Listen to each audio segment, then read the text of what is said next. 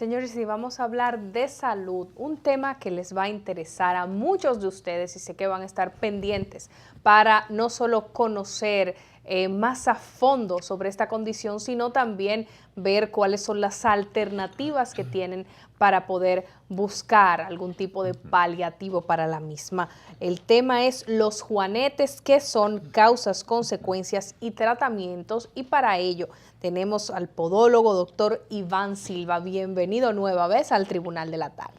Muchas gracias, muy feliz de estar aquí, pues, y más tratando este tema tan interesante, porque los juanetes, que es como el común de la gente le dice, se llama en realidad, su nombre científico es el Alus abductus valgus. ¿Alus? Abductus valgus. Doctor, mire, vamos a pedir un cafecito, doctor. Yo creo que vamos a dejarlo en juanetes porque Alus abductus. está difícil de pronunciar el nombre científico. Café Santo Domingo sí se pronuncia fácil. Sí. Parece a la audiencia que nos siga a nivel nacional. Doctor Iván Silva es podólogo, el especialista, ¿verdad?, que se encarga de las enfermedades y los tratamientos que afectan el pie. Doctor, antes de hablar de juanetes, vamos a brindar el brindar. mejor café, gracias. Vamos a hablar del café Santo Domingo, que es el mejor del mundo.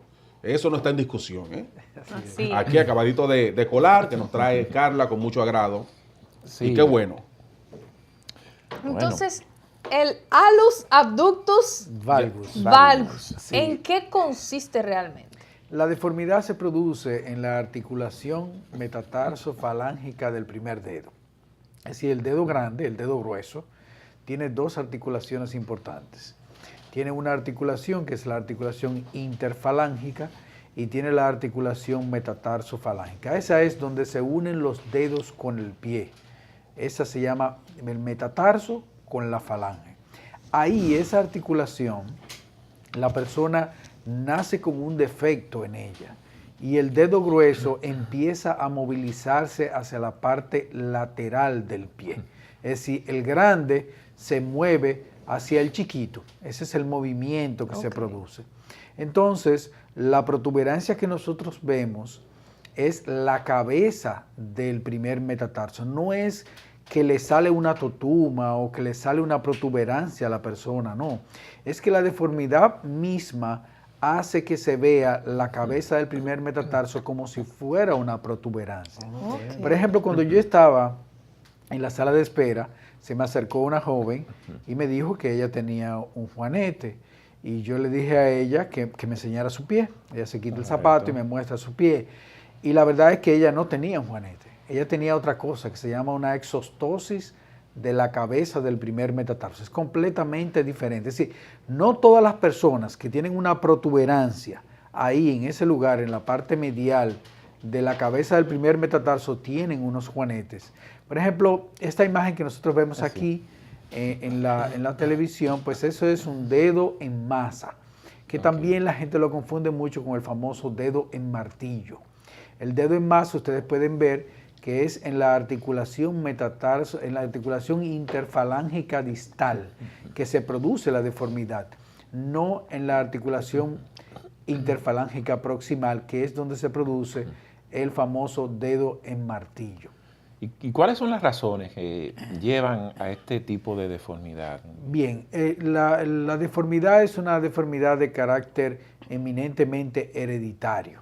Es decir, corre en familia. Es decir, cuando tú haces la historia clínica en una persona que tiene un juanete o un alus valgus, tú te das cuenta que hay una tía o el abuelo o la madre, algún familiar cercano que también lo tiene. Lo que no sabemos desde el punto de vista genético cuál es la preponderancia, si es autosómico recesivo, autosómico dominante o etcétera. El asunto es que cuando nosotros podemos ver gente con juanete que tienen muchachitas o muchachitos de 10 años, de 9 años, que ya lo tienen. Pero como se también, piensa que siempre en personas mayores solamente. No, en la consulta lo vemos en niños inclusive, porque todo va a depender desde el punto de vista genético cuál es la preponderancia que hay en la persona que lo tiene. Por ejemplo, si el papá y la mamá, los dos tienen, el hijo pues lógicamente lo va a desarrollar con muchísima facilidad. Entonces, sí, lo vemos en niños. Inclusive nos traen los niños y nos dicen, doctor, ¿qué se puede hacer? Y la verdad es que no se puede hacer nada en un niño de 10 años, tenemos que esperar. Por ejemplo, la persona que yo he operado con menos edad es una jovencita de 15 años. Okay. Y la persona que he operado con más edad ha sido una señora de 80 años. Es decir, a veces la persona viene con la deformidad desde muy joven, pero no la desarrolla muy grande como para tener un problema. Por ejemplo, aquí podemos ver imágenes de un antes y después de un procedimiento quirúrgico en un alus valgus. Aquí lo vemos en la parte izquierda, como era en principio, y después del procedimiento quirúrgico que todavía está inflamado el pie. No se puede notar muy bien cuál es el resultado, pero este es un procedimiento mínimamente invasivo. Es decir, nosotros con una incisión bien pequeñita, de solamente 2 milímetros, 2 punticos solamente le damos, el paciente se va caminando hacia su casa, le colocamos ahí un vendaje especial, un zapato especial. Todo este procedimiento se hace lógicamente con todas las reglas de asepsia y antisepsia, y la persona pues ya en unas 4 semanas nosotros le colocamos tenis y ya puede llevar una vida completamente normal. A diferencia de ese tipo de cirugía cuando se hacía hace 20, 30 años, en donde la persona podía durar hasta 3 meses acostado en una cama con la recuperación. Es decir, la ciencia cada día avanza más, los procedimientos son pues, menos invasivos, las heridas son más pequeñas, la recuperación es mucho más rápida, hay menos complicaciones y menos dolor también. Doctor, hablábamos antes de iniciar el programa sobre si esta situación, los juanetes, tiene que ver con la condición social de las personas. Ya usted explicó, me imagino que no tiene nada que ver. No, absolutamente nada. Porque yo precisamente hablaba con Julio Ernesto y con Susi, lo relacionaba quizás al tipo de calzado. Sí. Una persona usando calzados baratos, ¿verdad? Calzados... Porque no tiene para comprar calzados buenos, entonces le pueden producir los juanetes, y una persona, ¿verdad?, que puede usar zapatos costosos, de piel. Bueno, ¿qué tiene que ver en esto, doctor, el calzado? Sí, vamos a desmitificar eso. La verdad es que tener un zapato caro, tener un zapato barato, no va a hacer que tú desarrolles más o menos los juanetes.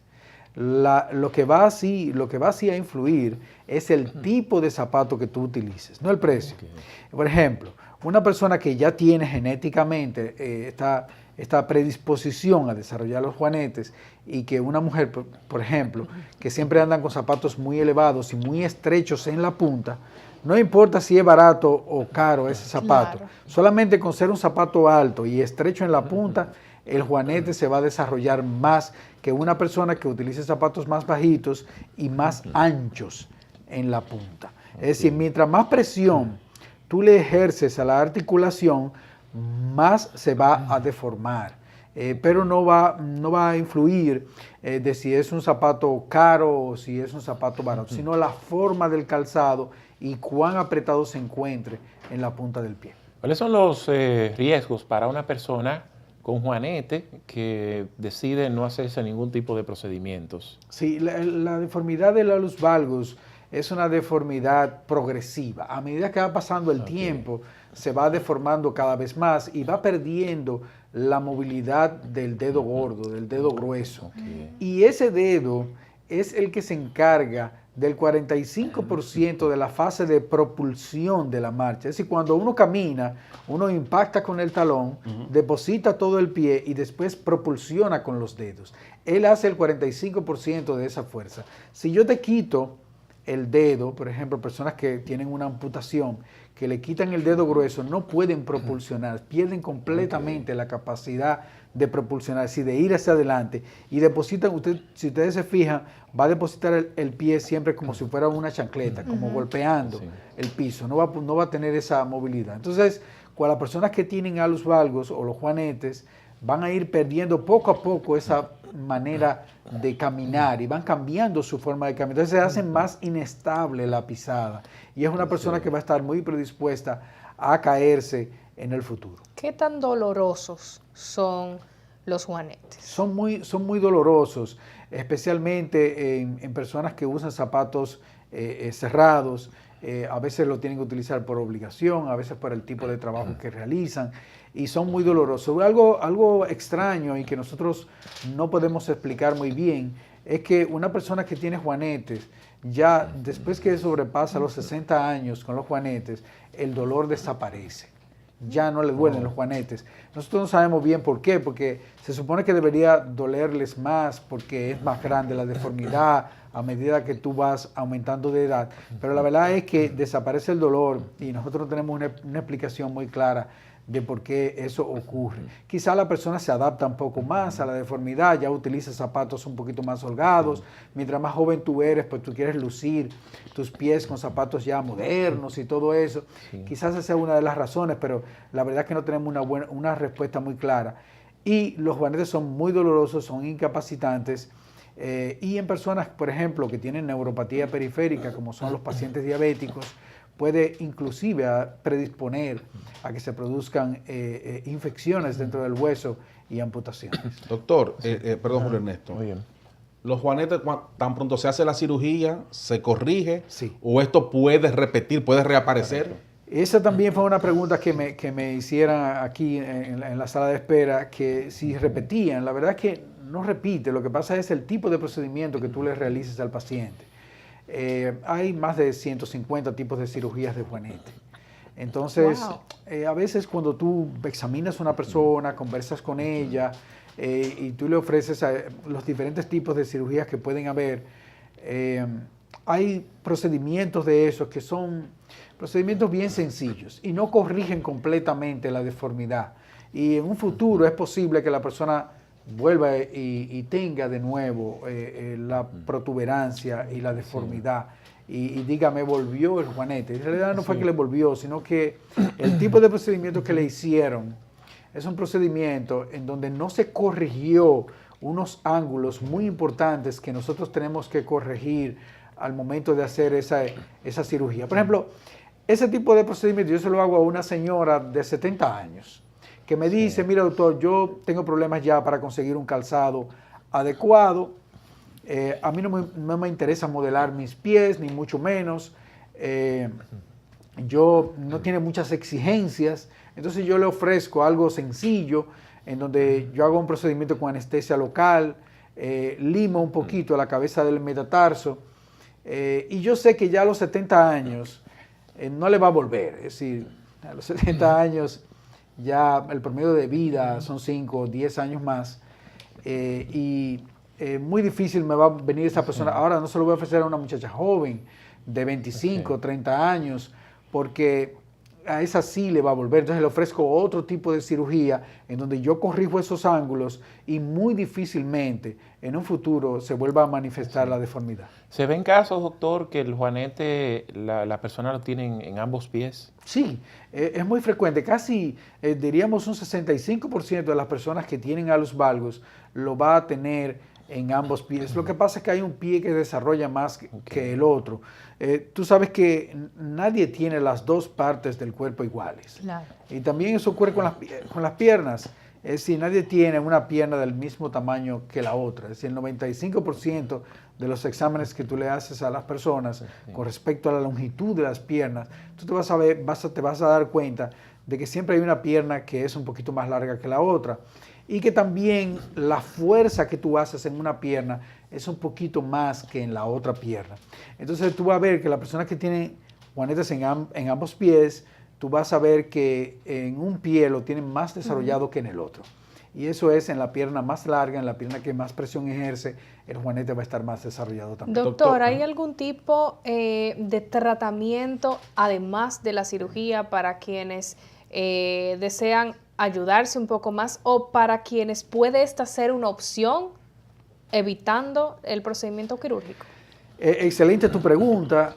No todas las personas que tienen alus valgus van a necesitar una cirugía. Existen intervenciones que se pueden hacer. No se puede corregir el juanete si no es con cirugía. No hay manera de corregirlo. Pero sí tú puedes hacer intervenciones en la vida diaria del paciente para que el juanete no se desarrolle más rápidamente. Es Eso lo puedes hacer. Por ejemplo, si tú comparas la población de hombres y de mujeres, te vas a dar cuenta que los hombres que tienen juanete casi no lo desarrollan muy grandes y la deformidad no es muy incapacitante. Las mujeres son más propensas a desarrollar la deformidad más rápidamente. Entonces eso te dice a ti que es un hábito, que hay algo que la mujer hace que el hombre no hace y es ese. Le damos consejos de los tipos de calzado que debe utilizar. Algunas veces utilizamos plantillas para sostener el arco longitudinal y disminuir la presión en la articulación metatarsofalángica del primer dedo. Es decir, se pueden hacer algunas intervenciones para que no se desarrolle más rápido, pero no para que se corrija o ya una persona que lo tenga, tenga el dedo después normal. Bueno, doctor, muchas gracias por traer estas informaciones que tienen que ver con esta situación, esta condición de los juanetes, ¿verdad? Claro. Que todos conocemos y hemos conocido a personas que han tenido esta situación. Y aprovechando también, doctor Iván, la oportunidad de la teleaudiencia que nos sigue, si tiene alguna otra inquietud, quiere alguna consulta especializada, ¿dónde puede contactarle? Sí, nosotros estamos en la 27 de febrero, casi esquina privada. Lo ideal es llamar a nuestros teléfonos y nuestro teléfono es el 809-537-1783. Bueno, doctor, gracias por haber estado con nosotros. Es el momento de irnos a publicidad. Cuando retornemos, en la audiencia nos va a acompañar Nicolás Mateo, aspirante a diputado por el Partido de la Liberación Dominicana.